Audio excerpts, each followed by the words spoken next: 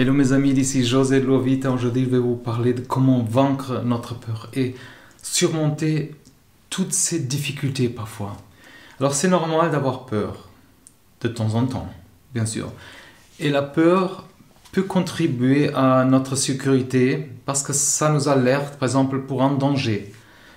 Mais éviter notre peur, alors ça peut nous aider à sentir mieux à court terme, mais aussi ça fait augmenter notre anxiété parfois à long terme. Ça veut dire, si on évite notre peur, on dit à notre cerveau qu'on ne peut pas les gérer. Alors il faut commencer par identifier par exemple de ce qu'on a peur et par exemple on peut écrire ça et détenir ce journal par exemple pendant quelques semaines. Qu'est-ce qui nous fait peur? Écrire, ça me fait peur, ça me fait peur. On va remarquer qu'il y a des symptômes parfois. Il y a comme le ventre serré parfois, ou les palpitations par exemple. C'est vraiment utile à réfléchir avec ces peurs qu'on a pour les empêcher de vouloir toujours sortir dans notre vie. Ça veut dire, on peut même noter les avantages et désavantages de chacune de ces peurs, pour avoir une idée plus claire. Qu'est-ce que ça déclenche? Il y a des moments où notre peur peut être parfois même incontrôlable. Et ça peut nous empêcher, par exemple, de vivre notre vie correctement et de réaliser même nos objectifs. Ça veut dire, là, il faut vraiment agir. Il faut être conscient de notre peur. Par exemple, il faut commencer par prendre conscience de nos peurs et d'où elles viennent. Par exemple, est-ce que la peur est liée à une expérience par exemple, du passé? Est-ce qu'on a peur de l'échec d'être jugé, par exemple? Alors, il faut écrire une liste de nos inquiétudes. On peut écrire une liste et on voit après ce qu'on peut faire pour surmonter. Par exemple, à chaque peur, on peut la noter 1 à 10. Si quelque chose nous fait vraiment super peur, c'est 10. Et il faut essayer de réduire cette peur en confrontant cette peur jusqu'à ça fait moins peur, ou qu'on soit moins anxieux ou inquiet.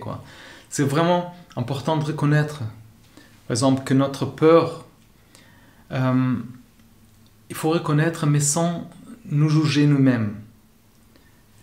Par exemple, si on se surprend à juger notre peur, il faut se concentrer sur la façon qu'on l'aperçoit. Je ne sais pas si je fais comprendre, mais par exemple, pensez au fait que votre corps se prépare à survivre quand vous avez une peur, comme dans une situation réelle, Alors, il faut se concentrer sur quelque chose de positif.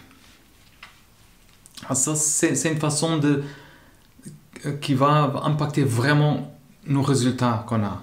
Par exemple, si on se concentre sur le négatif ou des mauvaises choses, ça va nous arriver normalement, parce que ça fait une sorte d'attraction. Mais si on se concentre sur les positifs, les bonnes choses vont nous arriver.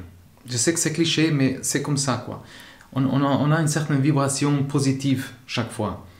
Une autre façon de changer notre comportement, c'est de penser et nous recadrer de la manière qu'on pense, par exemple. Par exemple, au lieu de voir la peur comme quelque chose qu'on veut éviter, on peut essayer de reconnaître ça et comme une information que notre corps nous envoie, par exemple. Après, on va demander quelle valeur ça a vraiment pour nous, cette information, et répondre au mieux. Une autre manière, c'est exposer simplement. Ça veut dire affronter lentement nos peurs. On va prendre conscience de ça. Ça prend un peu de temps, mais aussi, par exemple, il faut être patient. Mais on va commencer à surmonter notre peur.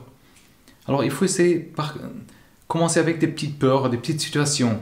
Après, on progresse avec les grandes peurs, par exemple. Alors, il faut vraiment éviter que ça nous distrait, par exemple. Et ça nous aide à développer, par exemple, notre tolérance à ces sentiments qui sont vraiment inconfortables parfois. Et ça brise aussi ce schéma qu'on a en nous. Comme moi, avec s'exposer, de parler, de filmer. Tout ça, c'est vraiment un schéma qu'on s'expose avec le temps. Et ça, Ça veut dire qu'il faut vraiment passer à cette action, quoi. C'est agir sur notre peur. Alors on se met vraiment un défi. Et on peut apprendre à surmonter toutes ces peurs qui sont parfois irrationnelles. On n'a pas besoin d'avoir peur. Mais il faut vraiment développer cette autonomie, cette confiance en nous. Ça nous conduit à des sentiments de réussite même. Et ça nous fait notre bonheur. Vraiment, on se sent plus léger, quoi. Et ça va réduire vraiment ces émotions de peur, quoi. Mais alors, il faut se rappeler qu'on doit être, tolérant avec nous-mêmes et pour s'éviter de se sentir mal. Il faut être tolérant avec nous-mêmes.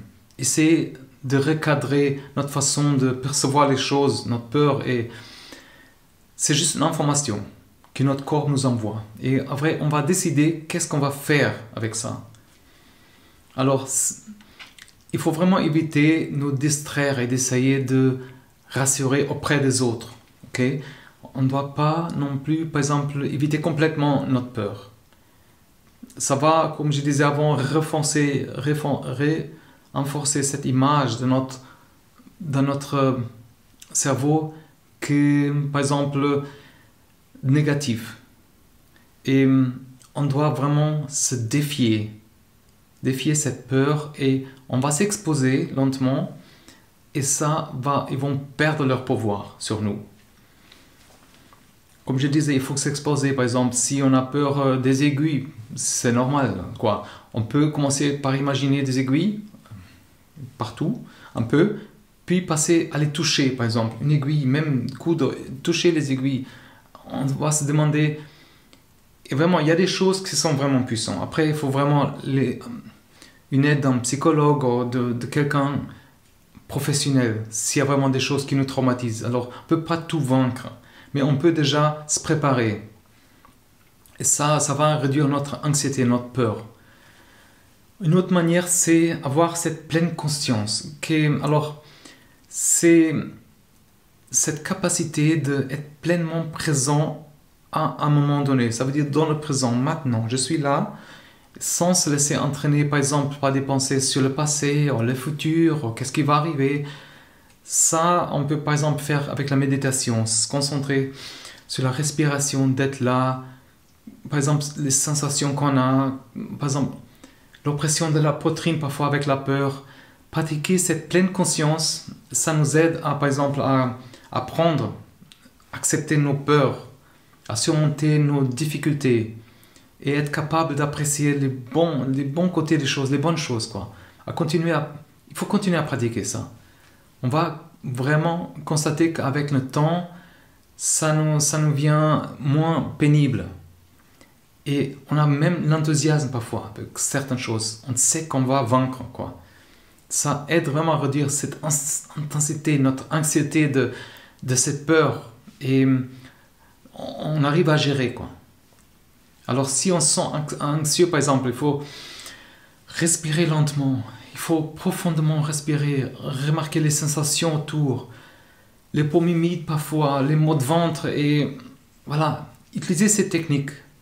Ça va réduire les sensations physiques de la peur, d'anxiété. Ça, par exemple, on peut faire, comme j'ai dit, par la méditation, le yoga, les techniques, cette pleine conscience. Même l'exercice physique, c'est super utile. Ça nous libère des endorphines, par exemple. Ça nous distrait de nos soucis. C'est important de s'entourer aussi des personnes qui nous soutiennent. Il faut parler, par exemple. Si vous avez un ami, par exemple, qui est confronté aussi à certaines peurs, ça va nous aider à encourager un les autres et nous rejoindre dans un groupe. Par exemple, ce but, c'est vraiment aider un les autres. Et, par exemple, s'encourager à ça. Alors, si on est entouré des personnes qui nous encouragent, on a ce sentiment de soutien et on est moins, par exemple, à risque de laisser les peurs nous contrôler notre vie. Et on évite vraiment certaines situations. Alors, un thérapeute, par exemple, c'est important aussi, il peut travailler avec nous, pour nous surmonter, par exemple, ces anxiétés, gérer nos peurs, comme je l'avais fait aussi. Alors, c'est important de se rappeler que la peur, c'est une réaction humaine, naturelle. Et elle est là pour notre sécurité en premier lieu. Mais c'est clair, si notre peur va déchaîner, provoquer l'anxiété et prise de panique, des trucs comme ça, alors on devrait vraiment avoir un soutien d'un professionnel. Ça veut dire apprendre à surmonter la peur. Et l'anxiété est vraiment essentiel pour qu'on puisse avoir une vie heureuse, épanouissante. Même si tout le monde éprouve anxiété de temps en temps, ça devient problématique si ça nous empêche à vivre, à avoir ces opportunités. Alors, ça demande le courage, comme je dis, la conscience de soi, la force. Et si vous avez besoin d'un soutien, il faut vraiment, vraiment chercher un soutien d'un ami, d'un thérapeute, spécialiste. Alors, comme j'ai dit, l'anxiété fait partie de nous, mais elle ne devrait pas devenir un problème pour nous, qui nous empêche de vivre. Alors, j'espère que c'était vraiment utile pour vous, c'était puissant pour vous aider à comprendre la peur. Comme j'ai aussi des peurs, quoi. Il faut vraiment nous laisser aider. Laissez-moi savoir dans le commentaire. Et vous pouvez aussi regarder dans la description, j'ai des ressources, la newsletter une fois par semaine avec des idées.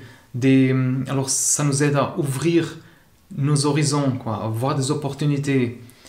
Alors, il ne faut pas oublier si vous voulez de vous abonner à la chaîne.